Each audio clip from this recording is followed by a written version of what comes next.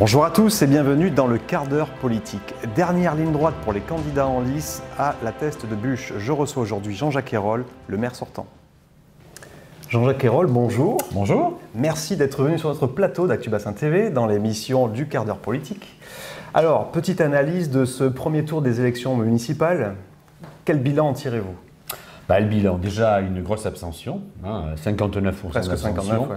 Voilà, quasiment 59, donc évidemment énorme. Donc à partir de ce moment-là, difficile d'en tirer une conclusion. Bon, je fais un peu plus de 34%, je suis largement en tête, puisque M. Davé fait autour de 20, M. Bieler autour de 15, M. Days 17, et puis les autres beaucoup moins.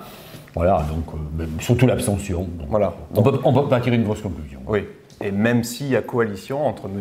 Davé et M. Bieler, oui, ça fait à peu près. Vous restez sensiblement en tête. Voilà, quelque chose de près. Ils ont juste un petit peu plus. Ça se traduit par un et quelques pourcents, voilà, un 6 ou un 7. Voilà. Une mobilisation des gens pour le prochain tour. Voilà, tout à fait. On repart à zéro. Bon. Grosse période, ce confinement, une crise sanitaire inédite, compliquée à gérer. Oui, compliqué à gérer. Encore, on a de la chance. On vit sur le bassin d'Arcachon, quand même. On vit dans un endroit quand confinement de luxe. Oui, bon. Par rapport à son environnement. Disons plus confortable que certaines personnes, parce qu'on a vu quand même que des endroits, des grosses villes, notamment l'Est et Paris, ont été quand même particulièrement touchés. Oui, alors donc on a essayé de faire au mieux, d'accompagner la population. Bon, on ne va pas rentrer dans les détails avec les cellules de crise, etc., etc. J'ai essayé de maintenir le marché, puisqu'il me semblait que c'était quelque chose de très important. Donc le marché intérieur, le marché extérieur. Voilà, donc je crois que dès le début, ça a beaucoup plu aux gens. Ils ont pu avoir leurs commerçants, avoir des produits frais, avoir quand même peut-être moins de peur par rapport aux grandes surfaces. Donc voilà, donc ça a offert une offre complémentaire. Le CCAS a beaucoup travaillé vis-à-vis évidemment des personnes fragiles, vis-à-vis des personnes âgées. Donc il y a eu des courriers qui ont été envoyés pour proposer des services. On a téléphoné donc aux personnes âgées 2 fois par semaine, les personnes dites fragiles, isolées, qui s'étaient inscrites sur le listing. Voilà, donc on a essayé de les suivre, on a proposé des courses, on a proposé de les accompagner, voilà tout ça. Après, avec les médecins, on a beaucoup travaillé donc sur ce centre de Covid, d'abord sur ces tests, donc à la plaine de Bonneval, qui a été transformé au bout d'un certain temps après le déconfinement en drive. En drive, on a fait des reportages et des vidéos, voilà. Et puis après cette aventure avec cette usine éphémère, donc j'ai disons mis à disposition d'une start-up Valène, le parc des expositions pour une production de masques. Alors là aussi, le challenge était d'en faire 1 million, donc voilà. Donc, il a été relevé, donc après distribution de masques à la population, à la fois puisque la Cobas donc a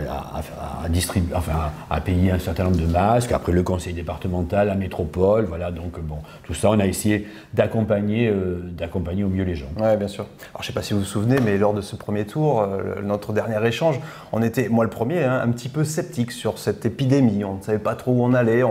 C'est pas qu'on minimisait les choses, mais on n'avait pas de recul.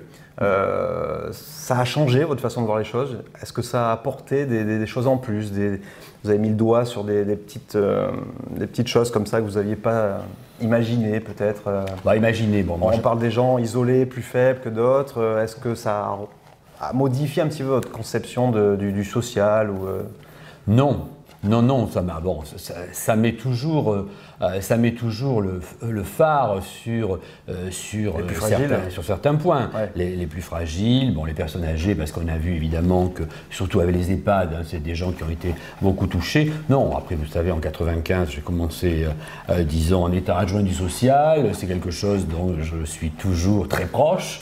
Je m'en occupe toujours beaucoup. Non, c'est quelque chose dont, ça n'a pas du tout changé, mais au contraire, je pense que ça a mis un exergue, je pense, pour tout le monde. Donc, ça a renforcé vos convictions, bien sûr, ça a renforcé mes convictions. On vous a senti assez serein, toujours sur le même cap. Oui, toujours. Donc ça n'a pas modifié. Non. Après, ce qui a modifié, malgré tout, c'est la suite, parce qu'on a eu une crise sanitaire, et maintenant, tout le monde l'annonce, j'espère qu'elle sera la plus atténuée possible, ça va être une crise économique. social un petit peu pour les plus démunis, bien sûr, ou pour les plus fragiles, mais économique. Économique. Donc, on a déjà essayé d'accompagner au maximum le commerce, l'artisanat au travers de tas de rencontres, et puis chaque collectivité, que ce soit le conseil départemental, le conseil régional, beaucoup, la COBAS, qui a la compétence économique, et puis la ville. Alors la ville, donc, en prenant des mesures donc, sur les taxes de publicité, sur les occupations du domaine public, sur les locations, voilà, avec des réductions, des exonérations de charges, tout un tas de choses qui ont été faites. Et puis bon, c'est la suite, il va falloir voir dans le budget supplémentaire. Donc déjà là, entre moins de recettes, plus de dépenses, on est quasiment, on peut voir 1 million de différence. Donc c'est quand même, heureusement que les finances de la ville sont bien gérées. Donc ça nous permet évidemment de pouvoir anticiper. Et puis il va falloir soutenir l'économie, donc je pense qu'il va falloir, au contraire, il ne va pas falloir baisser la garde, mais continuer des investissements de façon à ce que les entreprises locales puissent évidemment trouver avec les collectivités, bien sûr la ville c'est important, mais je gère la ville, mais aussi toutes les autres collectivités, et la COBAS, continuer d'investir, continuer à faire travailler ce tissu économique. Vous savez qu'on est le deuxième bassin d'emploi après Bordeaux, 11 500 emplois, il y a des secteurs qui sont très touchés. Voilà, tous les secteurs économiques ne sont pas touchés de la même façon, vous voyez, mais enfin il y a quand même des secteurs qui sont touchés, notamment le bâtiment. On a une reprise, mais qui est quand même un peu difficile, parce que au niveau, avec toutes les mesures barrières, au niveau de construction, quand vous êtes dans le second œuvre, les entreprises ne peuvent pas trop se croiser, donc vous avez les chantiers qui ralentissent, qui prennent du temps, voilà, puis bon, ils travaillent un peu partout, voilà, donc pendant l'été aussi, on va accompagner tous les maires du bassin, ont pris la même décision, c'est-à-dire de permettre évidemment que les travaux puissent se faire pendant l'été. Le retrait de l'arrêté anti-bruit, c'est ça? Oui, voilà. Donc, alors notamment, c'est pas une raison pour faire n'importe quoi, bien sûr, mais au moins tout ce qui n'est pas trop bruyant, etc., de permettre à l'économie de travailler et de ne pas encore s'arrêter pendant 6 semaines après cette longue période de confinement, et donc tous ces gens qui n'ont pas pu travailler. Vous avez eu un ressenti justement au niveau de ce petit entrepreneuriat, des gens qui sont en souffrance, des entreprises qui vont peut-être... Oui, alors on a beaucoup suivi, donc avec la communauté d'agglomération et puis le CIBA, donc j'ai fait pas mal de travail dans la chambre de commerce, la chambre d'industrie, et puis tous les clubs d'entreprise du bassin d'Arcachon. Donc il y a eu des échanges au niveau du CIBA, il y a eu des Facebook, tout ça. On a essayé de travailler pour voir avec les clubs d'entreprise les plus gros, donc pour voir un petit peu où étaient les problèmes, comment on pouvait accompagner. Donc la COBAS, comme les autres collectivités, ont abondé, disons, pour permettre, donc, avec le conseil régional, d'avoir des prêts à taux zéro avec un volume plus important, par exemple en mettant 2 € par habitant, vous voyez ce que ça donne, ça donne la COBAN, la COBAS, etc. Et puis après, voir un petit peu comment on pouvait travailler l'après. Bon, là, il faut passer l'été, donc moi j'ai vu la Dune aussi, les commerçants de la Dune, c'est difficile, c'est pas la même chose, ça redémarre mais doucement. Bon, là maintenant on va avoir les étrangers, etc. Donc on va avoir ces 2 mois, on va passer ces 2 mois, on va voir comment ça se passe, et puis après à la rentrée très rapidement se retrouver tous, partager les expériences et voir comment il faut agir. C'est dommageable parce que c'est vrai que c'est une région qui vit sur le tourisme, et là on va être dans une phase d'observation finalement. Oui. Parce qu'on n'a pas de recul et parce que l'économie redémarre tout doucement, avec peut-être des surprises à la clé en septembre, donc c'est... Oui, mais là on est obligé, on ne peut faire que ça, on peut faire, l'économie redémarre pas mal au point de vue tourisme, les campings, bon alors évidemment le démarrage des campings là au mois de juin a été un petit peu doux, mais enfin la difficulté aussi, c'est que c'est surtout le mois de juin, c'est comme les commerces de la Dune, c'est beaucoup les étrangers, c'est beaucoup vous comprenez, des vacances du 3e âge, enfin des voyages du 3e âge, etc. Tout ce qui là a absolument manqué. Parce que les frontières viennent juste de s'ouvrir. Bon, donc là, on va évidemment avoir un petit peu un rebond. Enfin, il y a beaucoup de choses qui sont perdues de toute façon. Voilà.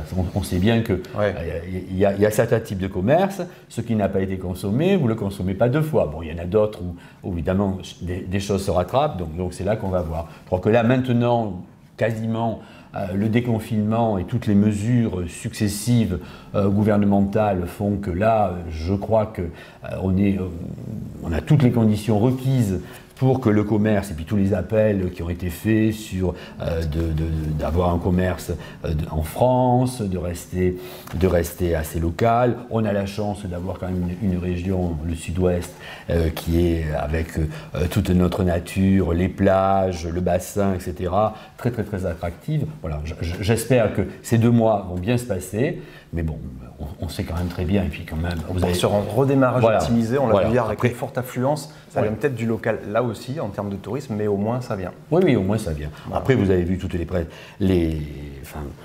tout ce qui est prévu au niveau du chômage. On parle d'un chômage en 11,5% dans le courant de l'année 2021, etc. etc. Ouais. Voilà. Il faut quand même penser qu'il y avait quand même des entreprises fragiles, donc qui auront beaucoup de mal, certaines évidemment. Voilà. On va voir dès le mois de septembre, et puis peut-être aussi l'année prochaine au printemps. Donc voilà. Il va falloir être très très très attentif et surtout disons, accompagner en synergie, je crois qu'en synergie, parce qu'une commune ne fait pas tout, la compétence économique est à la communauté d'agglomération, avec l'agence économique, il y a aussi le CIBA sur le tourisme des 4 saisons, sur Vivre le bassin, bon, vous avez vu, on a essayé de faire des campagnes importantes, des campagnes avec la chambre de commerce aussi, la chambre des métiers, voilà, je crois que il faut jouer groupé, il faut jouer ensemble de façon à être le plus réactif possible. Tout est bien structuré, donc il n'y a pas raison que ça ne marche pas. Mais j'espère bien. Voilà. Pour en finir, sur votre programme, donc finalement, vous restez sur la même conduite, il n'y a pas de choses à changer, c'est ça? Non, bon, il y a quelques, comme je vous disais, de toute façon, il y a quelques projets du fait du confinement, du fait de retard, etc., qui seront décalés. Bon, mais ça, on ne peut pas faire autrement, on ne peut pas dire qu'il ne s'est rien passé. Et puis, il y a eu un arrêt au moins de 2 mois, le temps que ça redémarre, enfin au moins 3 mois. Voilà, bon, automatiquement, ça redémarre partout en même temps. Les entreprises ont des difficultés partout. Les appels d'offres sont difficiles parce que vous pouvez faire des appels d'offres, mais vous avez des problèmes d'approvisionnement, ça on l'oublie, mais on le voit. Donc automatiquement, certains projets seront retardés, mais on va rester quand même. Non, l'investissement est important.